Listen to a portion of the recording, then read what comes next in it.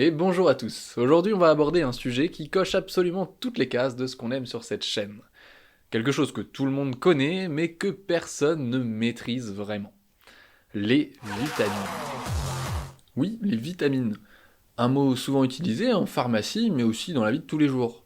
Mais alors, qu'est-ce que c'est une vitamine? À quoi vous pensez directement si je vous dis vitamine? Eh bien, on va demander. De vitamines? Bon, je sais pas, c'est de l'énergie, non? Ah non, non, non, j'en prends pas, non, non. Mais j'adore les fraises. Quoi? Mais j'en ai rien à faire de vos questions. J'ai pas que ça à faire, vous voyez bien. Bah des vitamines, mais si j'en manquais, bah je serais pas là, j'ai pas besoin d'énergie. Croyez quoi? Bande de gauchos là. Pas possible, ça, on peut plus être tranquille.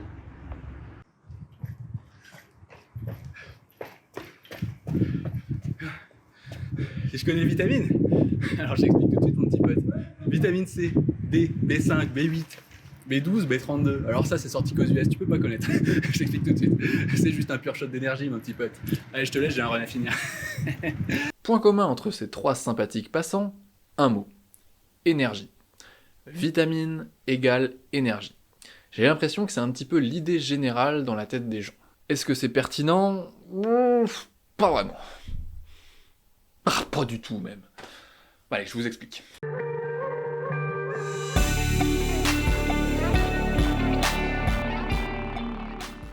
Officiellement, on appelle vitamine une substance organique sans valeur énergétique, indispensable à l'organisme et qui ne peut pas être synthétisée, c'est-à-dire produite, en quantité suffisante par cet organisme. Plus simplement, ce sont toutes les substances dont on a besoin, en petite quantité, mais qu'on ne peut pas produire sans apport extérieur. Voilà, c'est ça les vitamines. Et pour bien comprendre, on va décortiquer cette définition point par point. D'un point de vue biologique, on peut dire que l'énergie, c'est le carburant dont notre corps a besoin pour fonctionner. Pour que les organes puissent fonctionner correctement, pour que les muscles se contractent, etc. En général, pour nous, on l'exprime en calories. La calorie, c'est une unité d'énergie qui est utilisée pour quantifier les dépenses, les apports, les besoins, etc.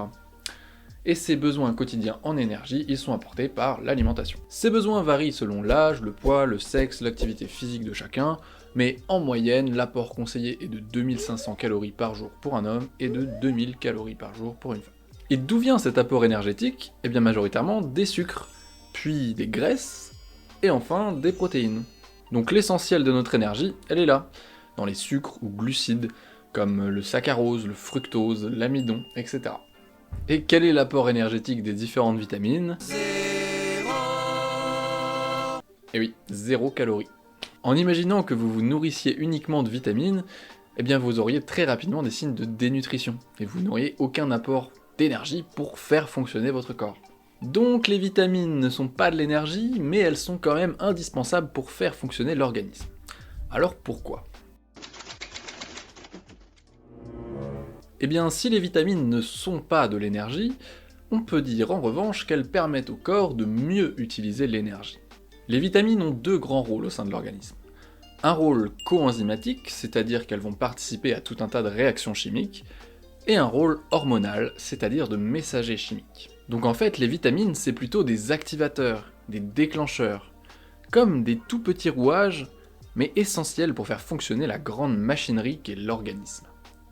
S'ils ne sont pas là, ça ne va pas marcher. On a besoin chaque jour d'une dose comprise entre 3 microgrammes et 110 milligrammes selon les vitamines. C'est pas beaucoup, hein, 3 microgrammes. Mais il les faut. Absolument. Ouais, mais si je les ai pas, ça fait quoi? Eh ben, prends pas ça à la légère parce que les carences en vitamines peuvent avoir des conséquences très graves. On va y revenir tout à l'heure au cas par cas. Je vais prendre une autre métaphore pour bien comprendre le rôle des vitamines et leur lien quand même très étroit avec l'énergie. Représentons l'énergie avec une bougie. La flamme qui s'allume, c'est le corps qui fonctionne bien. La bougie, elle est riche, dense, durable. À côté, les vitamines, ce sont les allumettes. C'est l'élément déclencheur essentiel pour allumer la bougie. Si on n'a que des vitamines, que des allumettes, le corps ne va pas pouvoir fonctionner longtemps. La flamme va très vite s'éteindre. Si on n'a que la bougie, donc que de l'énergie, Ok, on en a, mais on ne va jamais pouvoir y accéder, la flamme ne va jamais pouvoir s'allumer toute seule. En revanche, si on a quotidiennement la juste dose de vitamines, on va pouvoir sans problème accéder à l'énergie du corps et le faire fonctionner toute la journée. Mais on va quand même pas manger des bougies.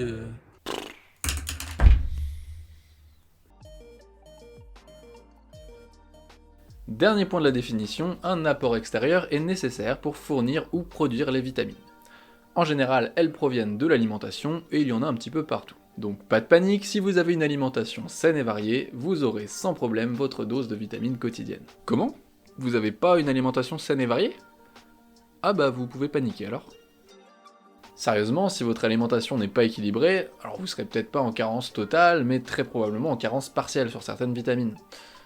Je pense notamment aux gens qui mangent jamais de fruits et légumes par exemple. De la même manière, les gens qui ont des régimes alimentaires particuliers doivent faire très attention aux vitamines contenues dans les aliments qu'ils ne consomment pas, pour pouvoir compenser avec d'autres aliments ou des compléments alimentaires. Mais pour ça en général, les principaux concernés sont bien au courant. Puisqu'une substance est une vitamine à partir du moment où elle ne peut pas être synthétisée sans apport extérieur, cela veut dire qu'une molécule peut être une vitamine pour une espèce, mais ne pas en être une pour d'autres. Par exemple, l'acide ascorbique est une molécule qui peut être synthétisée par la plupart des mammifères. Mais chez l'homme, qui ne peut pas le synthétiser, on considère que c'est une vitamine, plus connue sous le nom de vitamine C. Ah oui, une chose que j'allais oublier. Si certaines vitamines sont liposolubles, c'est-à-dire stockables dans les graisses, la plupart sont hydrosolubles, c'est-à-dire qu'on ne peut pas les stocker, elles sont éliminées rapidement dans les urines. Donc c'est pas la peine de vous jeter une fois par an sur un panier de légumes pour avoir sa dose annuelle, ça fonctionne pas comme ça, il faut avoir sa petite dose tous les jours. Alors les vitamines chez l'homme, il y en a un nombre limité et on a réussi à les identifier. On en dénombre 13 sans compter certains sous-types. Vitamines A, B1, B2, B3, B5, B6, B8, B9, B12, C, D, E, K. On va les passer en revue et s'arrêter sur les plus importantes, ou en tout cas celles qui ont un lien plus fort avec la pharmacie. La vitamine A ou rétinol a un rôle important dans la croissance des tissus, et elle est particulièrement connue pour son rôle dans la vision, puisqu'elle empêche la xérophtalmie, la sécheresse de la conjonctive et de la cornée. On la retrouve en grande quantité dans les carottes, d'où l'idée que manger des carottes améliore la vue, ce qui est assez vrai du coup. En pharmacie, on trouve de la vitamine A sous forme de pommade pour traiter les sécheresses oculaires ou pour aider à cicatriser la cornée. La vitamine B1 ou thiamine est impliquée dans tout un tas de métabolismes énergétiques, au niveau du cœur, du cerveau, des muscles, etc. Après on la trouve dans pas mal d'aliments très courants, dans pas mal de céréales notamment, donc c'est assez rare d'en manquer. Si les carences en vitamine B1 sont assez rares, elles sont en revanche très graves. On appelle beriberi la maladie causée par le manque de vitamine B1, et elle se caractérise essentiellement par une fatigue générale assez importante, des troubles neurologiques et des irrégularités cardiaques. L'organisme est globalement assez ralenti. C'est une maladie typique de malnutrition et de famine. A noter que la chair de certains poissons contient une enzyme capable de dégrader la vitamine B1. Et donc on observe plus de carences en vitamine B1 dans les pays où l'on consomme plus de poissons crus, comme le Japon par exemple. On trouve en pharmacie un médicament à base de vitamine B1 et B6 utilisé pour traiter une fatigue dont on ne connaît pas vraiment la cause, et qui donc bien souvent peut être due à une carence en ces vitamines essentielles. La vitamine B2 ou riboflavine intervient dans le métabolisme énergétique. Elle a la particularité d'être de couleur jaune, et donc utilisée comme additif en tant que colorant alimentaire. Voilà, toutes les vitamines n'ont pas la même aura non plus, et celle-là fait clairement pas partie des plus marquantes. La vitamine B3 ou niacine participe au métabolisme énergétique et au bon fonctionnement du système nerveux. On la retrouve en grande quantité dans les volailles et les céréales par exemple. Une carence en B3 est responsable du peulagre, une maladie de malnutrition qui se caractérise notamment par de graves problèmes de peau. La vitamine B5 ou acide pantothénique est essentielle au métabolisme des glucides, des lipides, des protéines. Au métabolisme énergétique quoi. Bon voilà, elle existe, merci à elle. Clairement, vitamines B2, B3, B5, on est sur la triade magique des vitamines qui ont pas grand chose à raconter. Mais bon, voilà, elles sont tout autant essentielles que les autres, y a pas de sous-vitamines.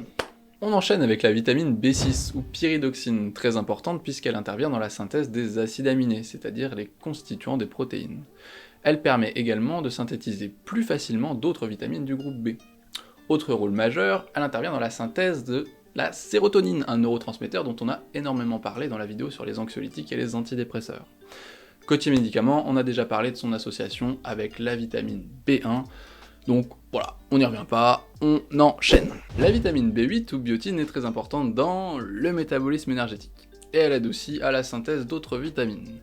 Des carences en B8 sont notamment responsables de perte de cheveux, de cils, etc. C'est pour ça qu'on peut la trouver très fréquemment dans des compléments alimentaires ou des traitements qui luttent contre la perte de cheveux.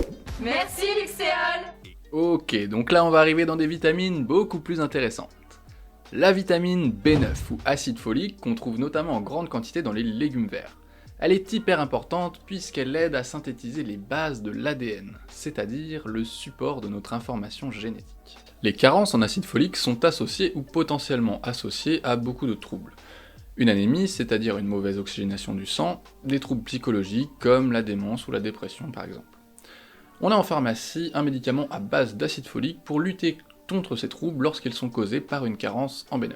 L'autre aspect très important de l'acide folique, c'est son rôle central dans la croissance accélérée, et notamment dans la formation du fœtus pendant la grossesse. On a identifié que certaines malformations chez des nouveau-nés avaient pour origine une carence en vitamine B9 pendant certaines phases précises de la grossesse. De fait, on recommande systématiquement une supplémentation en acide folique aux femmes qui sont en désir de conception et pendant le premier trimestre de la grossesse. Cela permet de diminuer grandement le risque de ces malformations. Dans ce cas, on donne une toute petite dose de 0,4 mg par jour, ce qui permet d'assurer le minimum nécessaire. En comparaison, pour des carences avérées en acide folique, on peut donner jusqu'à 5 mg par jour. Donc voilà, pour la santé de vos enfants, mangez des légumes verts. Genre des brocolis. La dernière vitamine du groupe B, mais non des moindres, la B12, très importante pour tout ce qui touche au système nerveux. Synthèse de neurotransmetteurs, fonctionnement des neurones, synthèse d'ADN, etc. Bon après par définition, toutes les vitamines sont essentielles, hein, donc bon. Si je vais bien, c'est toujours Juvamine. Ce qui est intéressant avec cette vitamine, c'est qu'elle est présente quasiment exclusivement dans les produits d'origine animale, et surtout directement dans la chair animale. C'est donc une des vitamines qui pose le plus de problèmes aux gens qui ont des régimes alimentaires végétariens, et a fortiori végétaliens.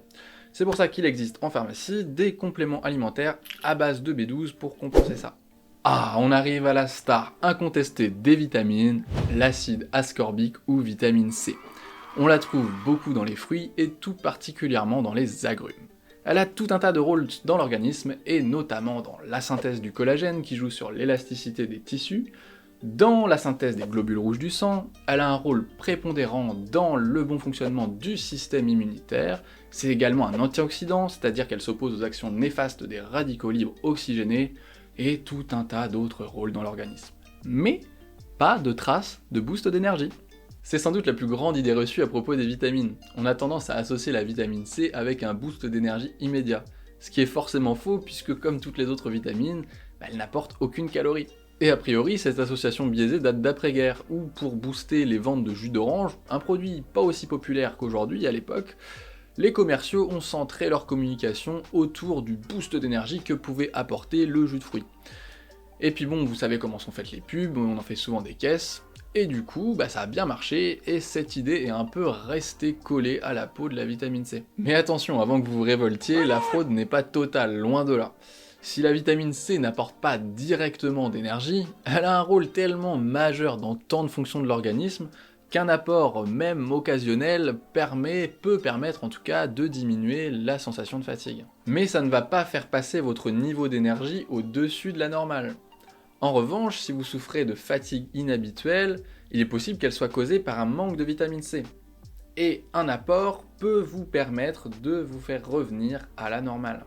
D'ailleurs, une carence complète en vitamine C est responsable du scorbut, une grave maladie plutôt rare aujourd'hui mais qui était fréquente il y a plusieurs siècles lors des grandes expéditions maritimes, puisque les denrées alimentaires embarquées n'étaient pas très variées et ne contenaient quasiment pas de denrées périssables. Donc les fruits et légumes, on oublie. Et c'est paradoxalement grâce à ça qu'on a pu identifier le lien entre manque de certains aliments et maladie, et donc le concept même de vitamine. Donc voilà, en résumé, la vitamine C, c'est pas un boost d'énergie, mais si on en manque, on peut indirectement manquer d'énergie. Allez, une autre grosse star des vitamines, le cholécalciférol ou vitamine D. Elle est nécessaire dans l'absorption du calcium par les os, et donc ça permet de solidifier le squelette et les articulations. Elle est hyper importante dans la croissance et donc en avoir une quantité suffisante chez l'enfant est hyper important pour éviter le rachitisme, maladie typique de la carence en vitamine D. Elle intervient aussi dans le bon fonctionnement du système immunitaire. On la retrouve en grande quantité dans beaucoup de poissons, mais elle a surtout la particularité de pouvoir être synthétisée par l'humain sous l'effet des ultraviolets. C'est pourquoi les carences en vitamine D sont avant tout hivernales et peuvent dépendre du climat. Globalement, dans les régions avec un faible ensoleillement, Bretagne, Normandie, on est là. On conseille en général une supplémentation annuelle en vitamine D. En général, c'est sous forme d'ampoules à prendre tous les mois ou tous les trimestres. Et oui, car la vitamine D fait partie des quelques vitamines liposolubles, stockables dans les graisses, donc on peut en faire des réserves pour l'hiver. Timer Jean de La Fontaine. Et la dernière, la vitamine K. Et oui, K car ça vient de l'allemand Coagulation. Et pour cause, la vitamine K est connue pour son action dans la coagulation du sang. Ce processus physiologique hyper important qui fait que quand on se blesse, on saigne un petit peu et rapidement un caillot se forme et la blessure peut cicatriser. Et comme la vitamine K permet de coaguler le sang, on s'en est servi pour faire des médicaments qui font l'inverse, les anti-vitamine K ou AVK, qui en diminuant le taux de vitamine K dans le sang vont s'opposer à la coagulation et donc fluidifier le sang. C'est utilisé pour réduire le risque de thrombose, c'est-à-dire la formation de caillots sanguins dans les veines ou artères qui peuvent avoir des conséquences dramatiques. Eh ben, si je m'attendais à ça. Et en même temps, je me disais, et pourquoi pas, une nouvelle vitamine. Mais ça se crée pas comme ça, monsieur Vitamine G. Non, mieux. Vitamine H. Vitamine H. Oh non, mieux, encore mieux. Vitamine L. Je m'appelle Lionel. Donc ça, c'est pas de... Ça non plus. Et la B32, du coup, ça existe pas, c'est ça? Mais vous avez payé cher pour ça ou...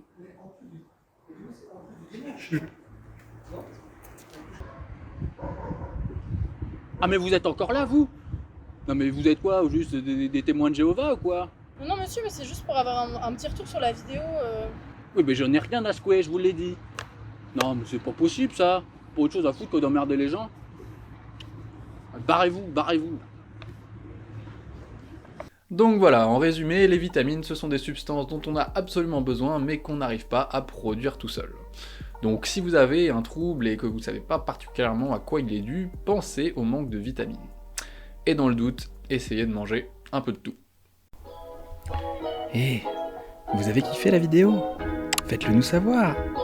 N'ayez pas peur, commentez, likez. Moi j'ai kiffé, mais ça fait un peu peur.